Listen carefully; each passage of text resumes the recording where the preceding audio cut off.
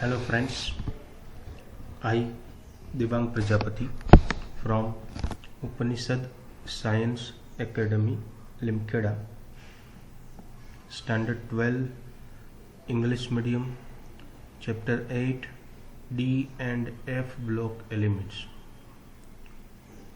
ये lecture number 5 है जिसका पेज नंबर 223 से लेके 227 तक का रहेगा। तो चलिए शुरू करते हैं आज का सेशन।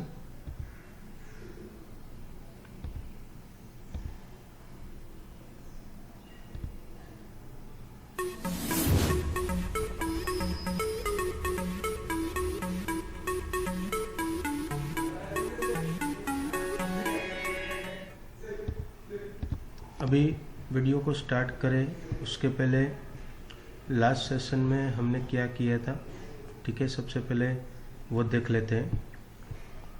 तो लास्ट वीडियो में हमने क्या देखा था, standard electrode potential and the chemical reactivity, उसके बाद में magnetic properties, then formation of coloured compounds की हमने बात की थी, then how the complex compounds are going to form, उसके बारे में हमारी बात हुई थी, देन कैटालाइटिक प्रॉपर्टीज और लास्ट में formation of interstitial compounds.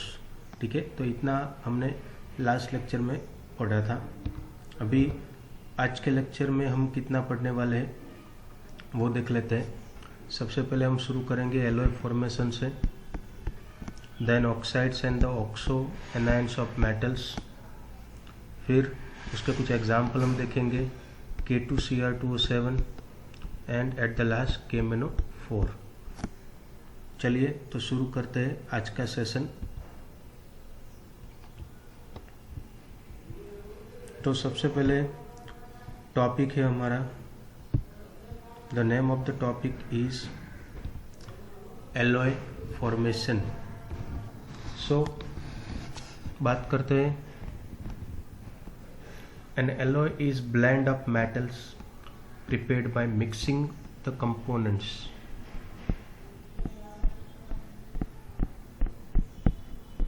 Mixing the components.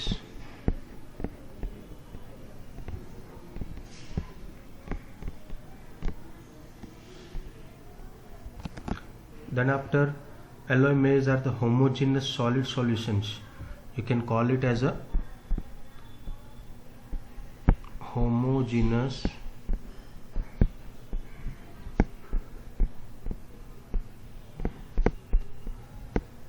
solid solutions where different metals are mixed randomly among the atoms of the other. Such alloys are formed by atoms with the metallic radii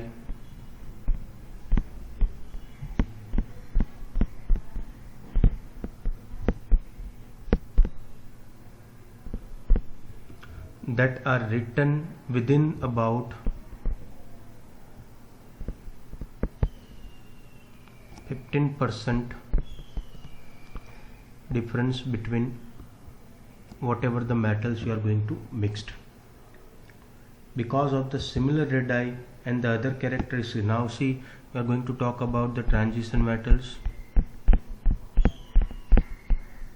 In case of the transition series of the metals, that is D block elements, there are two things because of which they are more favorable for the alloy formation.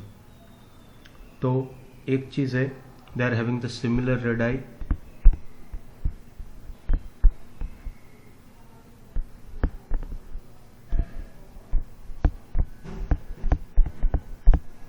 ठीक है, और दूसरी other characteristics.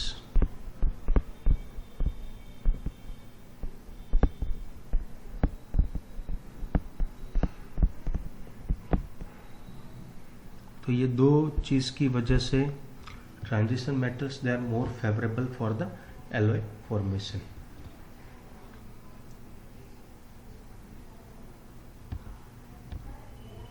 Then the alloys so formed are hard and have often high melting points. ये सब कैसे है? Hard,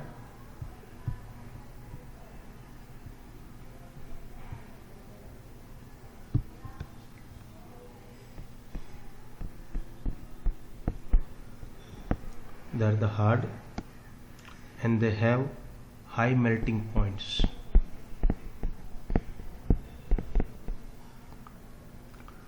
The best known alloys are, याद रखना है MCQ के लिए, ferrous alloys.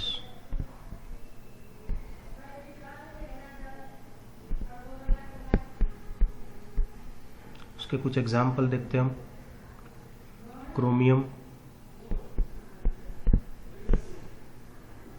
Vanadium, tungsten that is W, molybdenum and manganese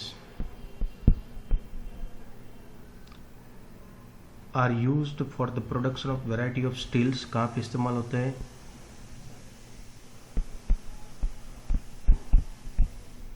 Variety of steel as well as the stainless steel. Alloys of the transition metals with the non-transition metals such as, कुछ example देखते हैं बिना transition metals वाले. सबसे पहला है brass, जिसमें cuisine याद रखना है हमें, copper and zinc. Then bronze, उसमें कुशन याद रखना है हमें, CuSn, copper and tin are the considerable industrial importance. बहुत ज़्यादा इंडस्ट्रियल इंपॉर्टेंस है इनका. ठीक है, तो ये है एलॉय फॉर्मेशन. अभी हम बात करेंगे oxides and oxo anions of the metals. तो देखते हैं वो भी. These oxides are generally formed by the reaction of metals with the oxygen at high temperature. Oxygen के साथ रिएक्शन होकर बनता है. All the metals except exception कौन सा है? तो याद रखना है scandium form ammo oxides which are ionic.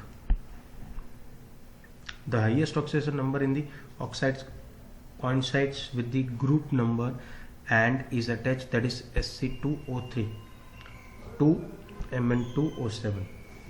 Beyond group number 7, no higher oxides of iron above Fe2O3 are known. Besides the oxides, oxocations stabilize V5 as a VO2 plus 1, V4 as a, याद रखना है, VO2 plus 1, Ti4 as a TiO2 plus. ठीक है.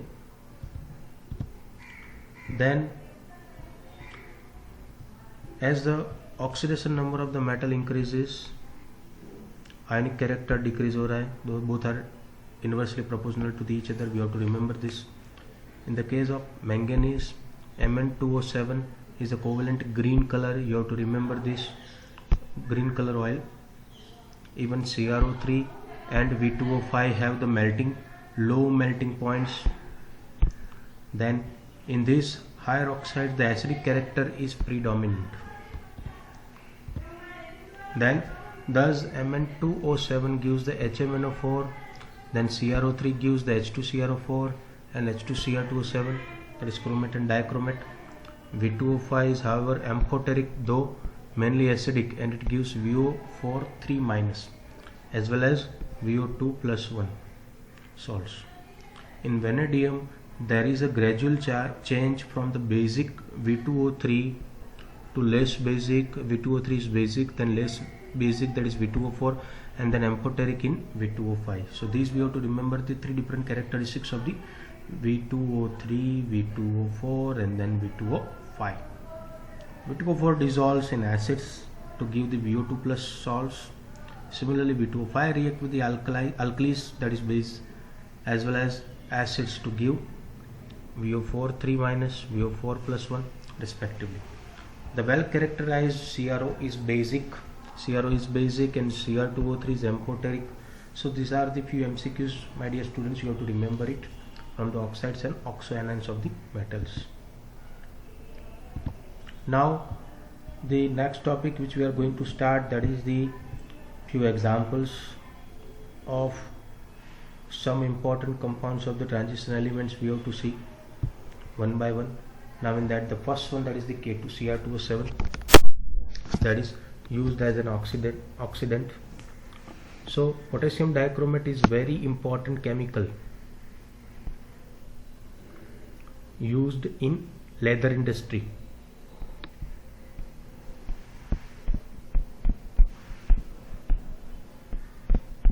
In leather industry, as well as an oxidant for preparation of many azo compounds. एक इस्तेमाल होता है leather industry में और बहुत सारे एजो कंपाउंड्स में यूज्ड होता है as an oxidant.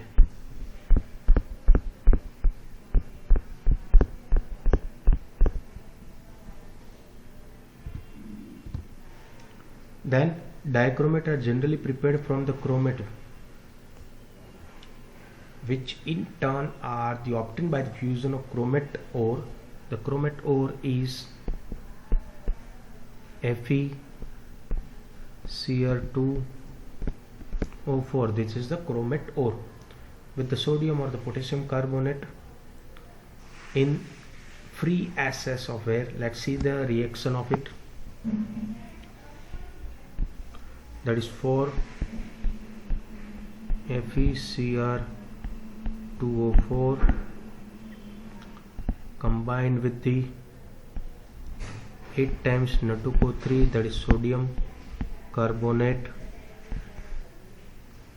plus excess air 7 times O2.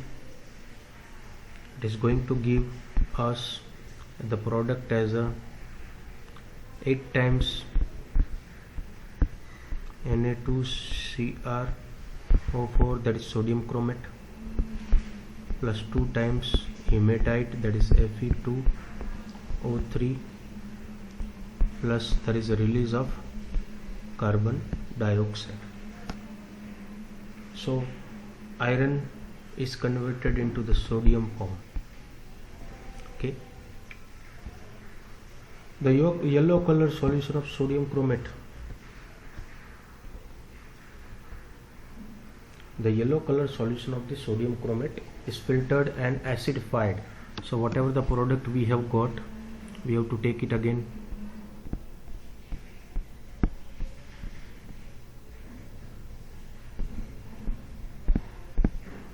It is going to acidified with H plus, and we are going to get Na2Cr2O7 plus 2Na plus 1, and there is a loss of water molecules. So here if you see the yellow color solution, this was having the color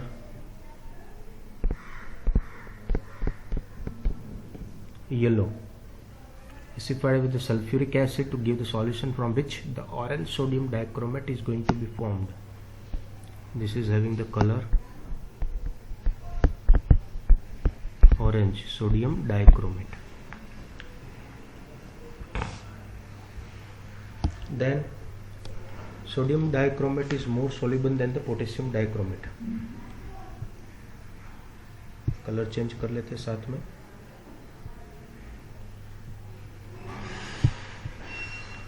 Sodium dichromate is more soluble than the potassium dichromate. The latter is therefore prepared by treating the solution of sodium dichromate with the potassium chloride. तो जो product था हमारा sodium Na2Cr2O7, that is sodium dichromate, उसके अंदर हमें add करना है 2KCl potassium chloride. Will be getting sodium के बदले हमें अभी मिलने वाला है K2Cr2O7 plus 2 times NaCl.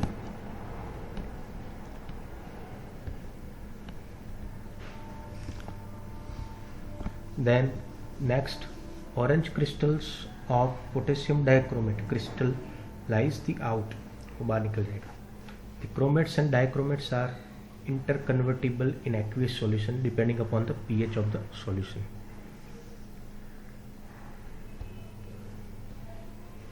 The orange crystals of potassium dichromate crystallize out, बात हुई हमारी.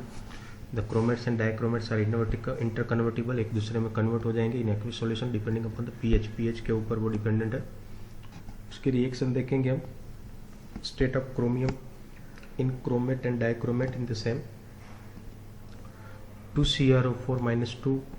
If you are going to add 2H plus, you will be getting Cr2O7 minus 2 plus water. Then Cr2O7 minus 2 हमें वापस लेना है, उसके अंदर base यानी कि 2OH माइनस ऐड करना है. You will be getting CrO4 2 minus back, जो वापस शुरुआत में हमने लिया था, और वाटर मॉलिक्यूल लिबरेट होने वाला है. फिर आप यहाँ पे देख सकते हो the chromate ion they have given. ठीक है, तो क्रोमेट आयन जो है that is having the formula CrO4 minus 2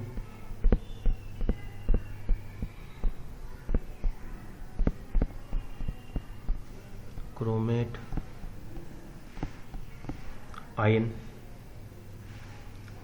Chromate ion is having the shape is tetrahedral. We have to remember the shape is tetrahedral for MCQ. The structure you can see, the chromium is at the center point, 4 oxygens are there, and the overall charge is 2 minus. In same manner, dichromate ion, if you will see, they are having 2 tetrahedral sharing. So again the shape is the tetrahedral. At the corner with the name is dichromate ion.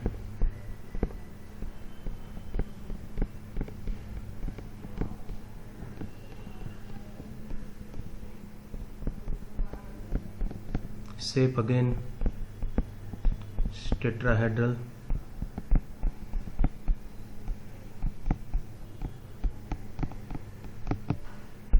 Two tetrahedrals are fused, are joined.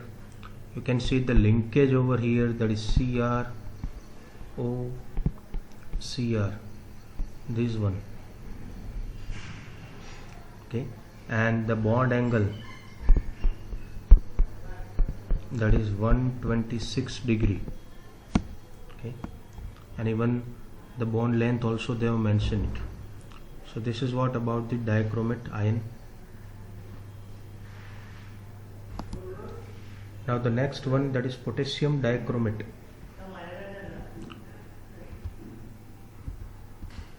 Potassium dichromate is used primary in the standard in the sodium and potassium dichromates are strong oxidizing agents. Both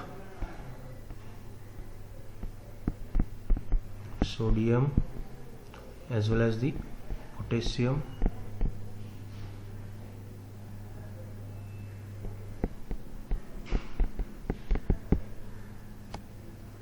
dichromates, both the dichromates are used as a strong oxidizing agents. Strong oxidizing agents. The sodium salt has the greater solubility in the water, is extensively used for the oxidizing agent in the organic chemistry. Sodium salt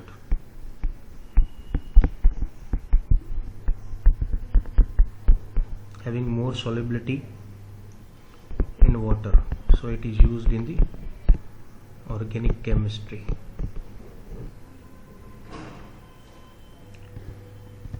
Then potassium dichromate is used as a primary standard in the volumetric analysis.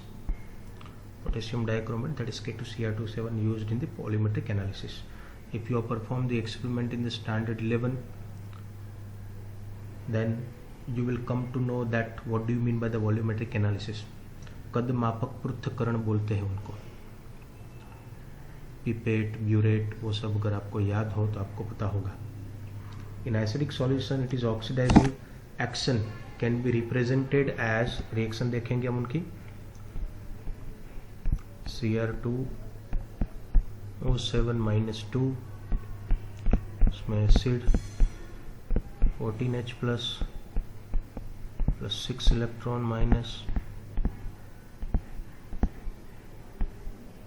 then the product we are going to get 2Cr plus 3 plus 7 time water. E cell is 1.33 volt. Then acidified potassium dichromate will oxidize iodide, ये याद रखना है बच्चों, reaction के साथ ही बोलता हूँ आपको। सबसे पहले आयोडाइड का कन्वर्जन होने वाला है आयोडीन में,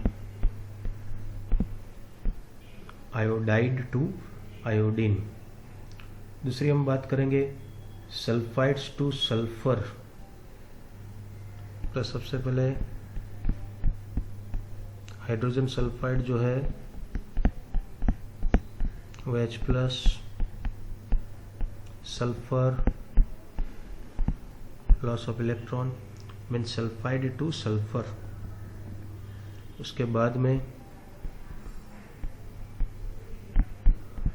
टीन जो है Sn+2 वो कन्वर्ट होने वाले Sn+4 में, और आयरन जो है 6 टाइम Fe+2 वो कन्वर्ट होने वाले है Fe+3 में। ठीक है, तो सब रिएक्शन आप यहाँ पे देख सकते हो बच्चों। ठीक है, iodide to iodine, hydrogen sulphide to sulphur, then Sn+2 to Sn+4 and then Fe+2 to Fe+3। ठीक है, फिर बात करेंगे हम द फुल आयोनिक इक्वेशन में be obtained by adding the half reaction for the reducing agent of the potassium dichromate to the half reaction to the reducing agent. उनका example हम देखेंगे Cr2O7-2 acidified Fe+2, in product we are going to get Cr+3 ion, Fe+2 to Fe+3, +2 में से +3 में convert हो जाएगा, and साथ पानी। ठीक है, तो ये है half reaction for the reducing agent for K2Cr2O7। फिर दूसरा कंपाउंड है बच्चों हमारा KMnO4, that is called as an potassium permanganate, is prepared by the fusion of MnO2 with alkali metallic hydroxide and oxidising agent like KNO3। This produces the dark green K2MnO4, dark green colour का K2MnO4 बनेगा, which disproponates in a neutral or acidic solution to give the permanganate। तो उनकी एक एक करके reaction हम देखेंगे। सबसे पहले हम लेंगे 2MnO2 MnO2 manganese dioxide, potassium hydroxide डालेंगे, ऑक्सीजन, तो प्रोडक्ट हमें मिलने वाली है 2K2MnO4 डार्क ग्रीन कलर। अभी बात हुई हमारी 2H2O, तो ये है सबसे पहले रिएक्शन। फिर उठाओ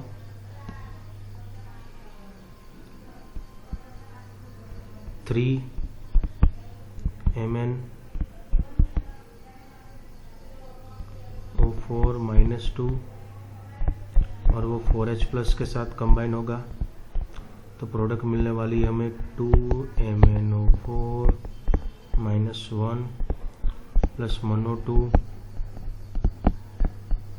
प्लस 2H2O। तो ये रिएक्शन नंबर 1 और ये दूसरा है 2। तो सबसे पहले हम बात करेंगे मैंगनेट के लिए। तो मैंगनेट आयन कैसे बन रहा है, MnO2, उनकी रिएक्शन करेंगे हम फ्यूज्ड विथ किसके साथ, फ्यूज्ड विथ KOH, और साथ में डालेंगे ऑक्सीडाइज्ड विथ एयर, O2 भी ऐड करना है, और CnO3। ठीक है, ये सिचुएशन प्रोवाइड करेंगे तो will be getting the manganate ion, that is MnO4-2 which is called as a manganate ion. फिर बात करेंगे हम परमैंगनेट आयन कैसे बनता है। तो हमारा जो प्रोडक्ट था मैंगनेट MnO4-2, उनकी रिएक्शन हम करने वाले हैं इलेक्ट्रोलाइटिक ऑक्सीडेशन,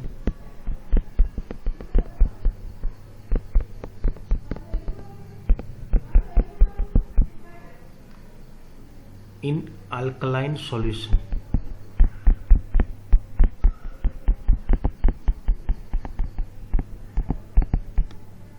तो प्रोडक्ट हमें क्या मिलने वाला है, permanganate ion, that is MnO4-1, -2 में से -1 में कन्वर्ट हो जाएगा।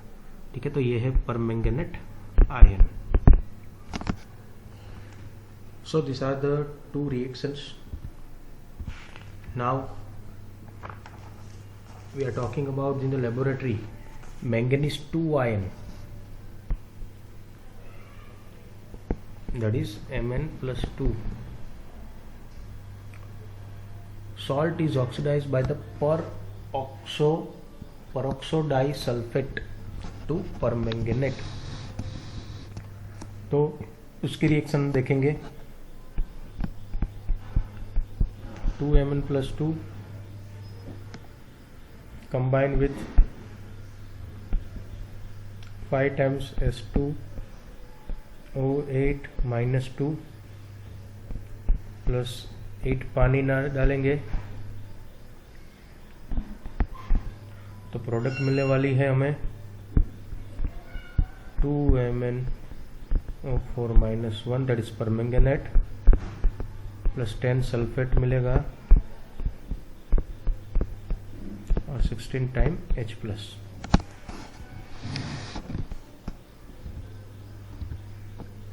फिर बात करें हम potassium permanganate forms the dark purple colour, almost black colour crystals which are isostructural with those of the KClO4.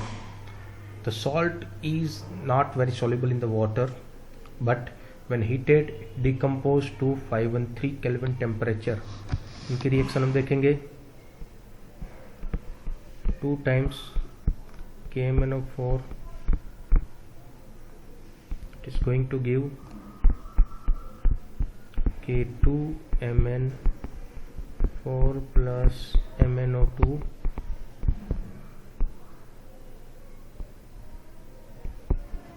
that is manganese dioxide, plus you will be getting the liberation of dioxin gas। तो ये थी reaction.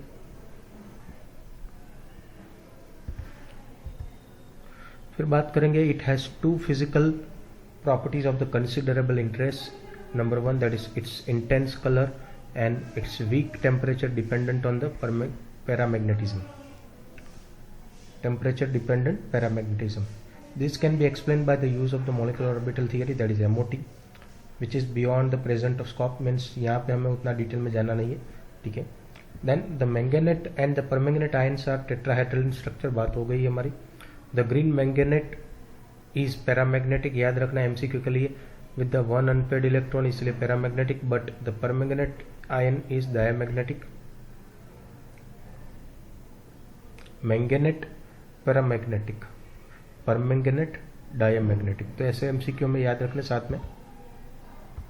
यहाँ पे आप दोनों structure देख सकते हो, tetrahedral manganate ion which is having the green colour, tetrahedral permanganate ion which is having the purple color.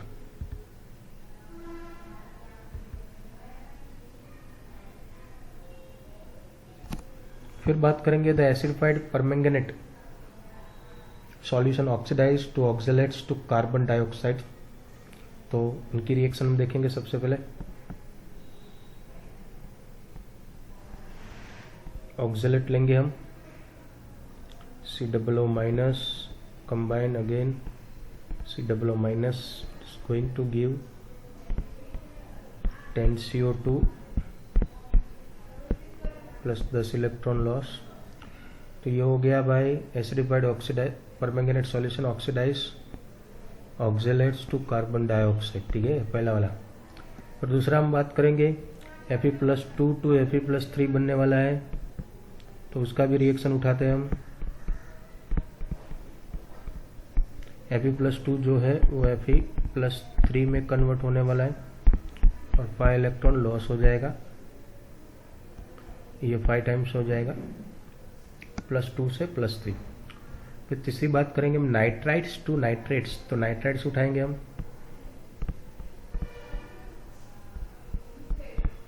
-1, पानी डालेंगे उसमें, तो नाइट्राइट्स में से हमें मिलने वाला है नाइट्रेट, यानी कि NO2 -1 में से NO3 -1 10H+ एंड 10E-। फिर लास्ट में बात करेंगे आयोडाइड्स टू फ्री आयोडीन। तो ये ऑलरेडी हमने 2-3 स्लाइड के पहले बात की है, ठीक है, पर तो भी फिर से कर लेते हैं। 10I-1 iodide to iodine, loss of 10 electron. तो सब रिएक्शन बच्चों याद रखनी हमें। सबसे पहले हमने क्या बात की, oxidise to oxalate to carbon dioxide number 1, फिर नंबर 2 Fe+2 से Fe+3 वाली, nitrites to nitrates, iodide to iodine. The full reaction can be written by adding the half reaction for the KMnO4 to the half reaction of the reducing agent, balancing whatever it is necessary. If we represent the reduction of permanganate to the manganate, permanganate to manganate, manganese dioxide, that is MnO2, and manganese 2 salt, भी half reactions are taking place. Reactions you can see over here. MnO4 minus combined with the 1 electron, MnO4 2 minus. E cell you can get it over here. Then acid, अब देखोगे कि hydrogen ion का concentration change होता रहता है, उसके accordingly product जो है उसमें भी चेंजेस मिल रहे हैं। 4 हाइड्रोजन ले रहे हो तो MnO2 plus 2 water molecules, 8H+ उसका डबल कर रहे हो तो Mn+2 and 4 water molecules.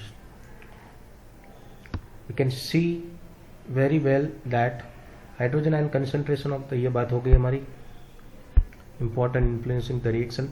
Although many reactions can be understood by considering redox potential,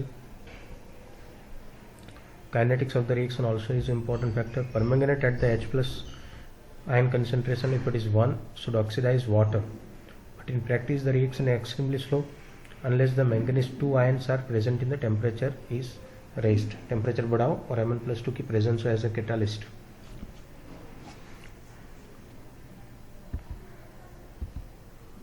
अभी कुछ रिएक्शन देखेंगे हम। सबसे पहली है few important oxidising reactions of KMnO4, एक एक करके हम देखेंगे। और उसमें सबसे पहला है हमारे पास in acidic solution A reaction. A reaction में आयोडीन टू पोटेशियम आयोडाइड, तो देखते हैं वो भी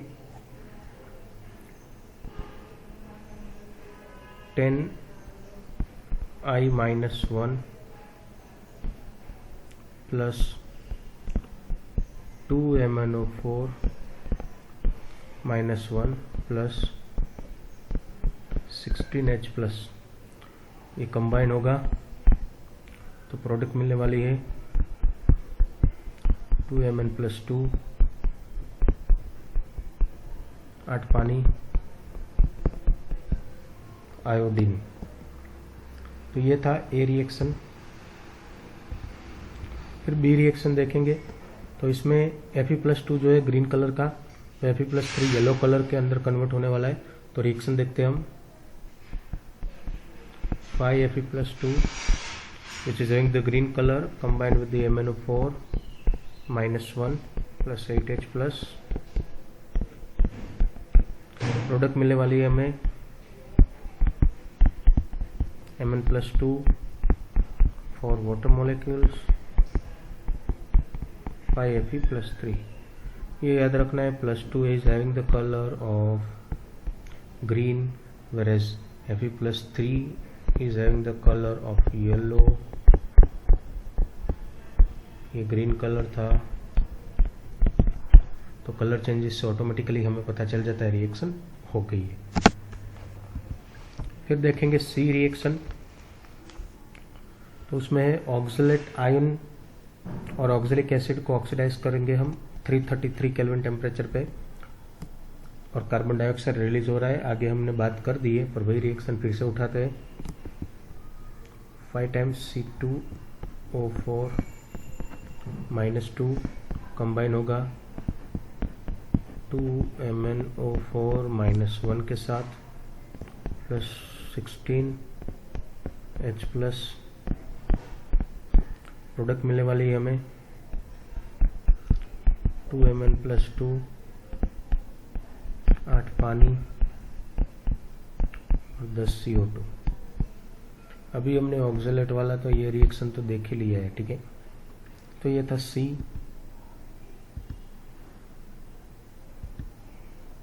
फिर देखेंगे हम, पहले ई रिएक्शन देख लेते हैं।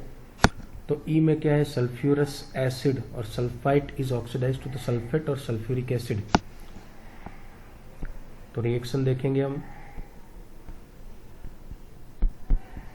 5SO3 -2 कंबाइन होगा, सभी के साथ MnO4 डालना है हमें, एसिड की प्रेजेंस। तो प्रोडक्ट मिलने वाली है Mn+2, 3 पानी, सल्फेट, सल्फाइट में से सल्फेट मिलने वाला है, ठीक है। तो ये था ई रिएक्शन। फिर देखेंगे हम डी रिएक्शन। तो इसके अंदर हाइड्रोजन सल्फाइड हम लेंगे। सबसे पहले H2S, तो वो ऑक्सीडाइज हो जाएगा 2H plus and S-2 in sulphide. फिर ये सल्फाइड को उठाओ वापस, उसकी रिएक्शन हो जाएगी हमारा MnO4 -2 टाइम्स लेंगे, रिएक्शन होगा 16H प्लस के साथ, प्रोडक्ट मिलने वाला है 2Mn+2, 8 पानी, 5 टाइम्स सल्फर। तो ये सबसे पहले हाइड्रोजन सल्फाइड से सल्फाइड, सल्फाइड से सल्फर।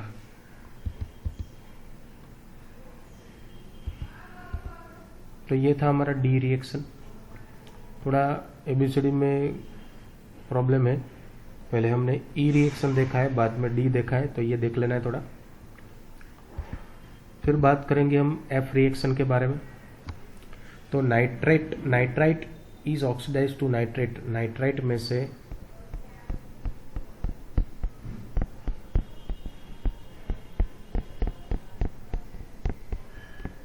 नाइट्रेट मिलने वाला है, ठीक है।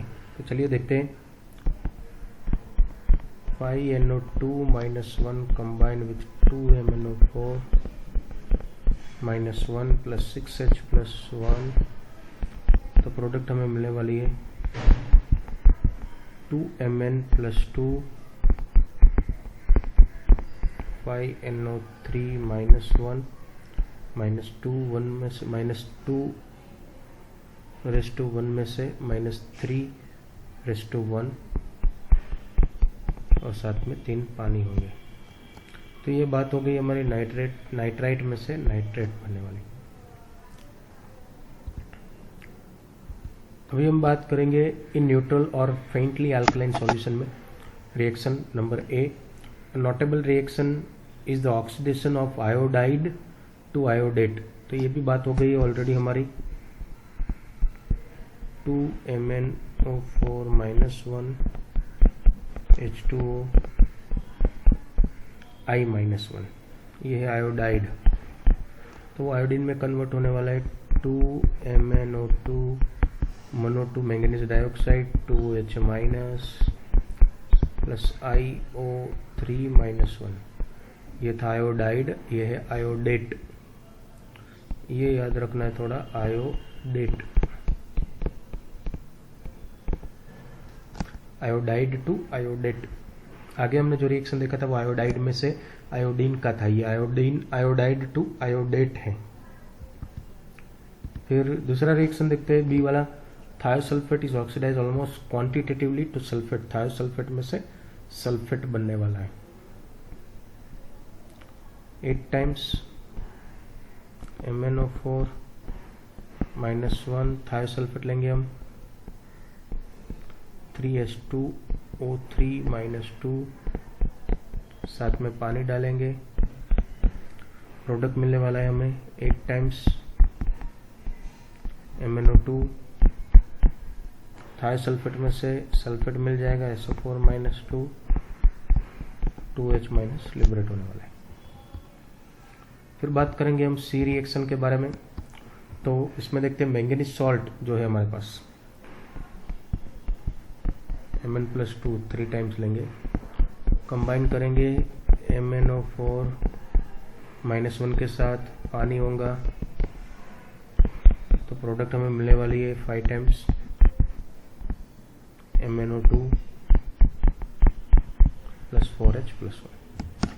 परमैंगनेट, यहाँ पे एक नोट है, permanganate titration is in presence of hydrochloric acid are unsatisfactory HCl के प्रेजेंस में, क्योंकि हाइड्रोक्लोरिक एसिड जो है वो ऑक्सीडाइज होके हमें क्या देने वाला है, क्लोरीन। ओके, तो ये एक रीज़न है नोट वाला। फिर यूजेस देखेंगे। Besides its use in analytical chemistry, potassium permanganate is use as a, याद रखना है, favourite oxidant in the preparative organic chemistry. Organic chemistry में यूज होता है। It is use for the bleaching of wool, cotton, silk and the other textile fibers, and for the decolorization of the oils are also dependent on its strong oxidizing power। तो ये है उनके uses KMnO4 के। अभी इसके बाद का जो सेशन हमारा होगा वो पूरा रहेगा इनर ट्रांजिशन एलिमेंट्स के लिए, यानी कि एफ ब्लॉक एलिमेंट्स। अभी तक हमने जो पार्ट 1, 2, 3 लेक्चर नंबर 1, 2, 3, 4, 5 आज तक का जो देखा है उसमें हमने ट्रांजिशन एलिमेंट्स के बारे में बात की। अभी हम इनर ट्रांजिशन एलिमेंट्स यानी कि एफ ब्लॉक एलिमेंट्स के बारे में बात करेंगे नेक्स्ट सेशन से। ठीक है, कुछ भी डाउट हो तो कमेंट बॉक्स में जाके कमेंट कर सकते हो। Thank you.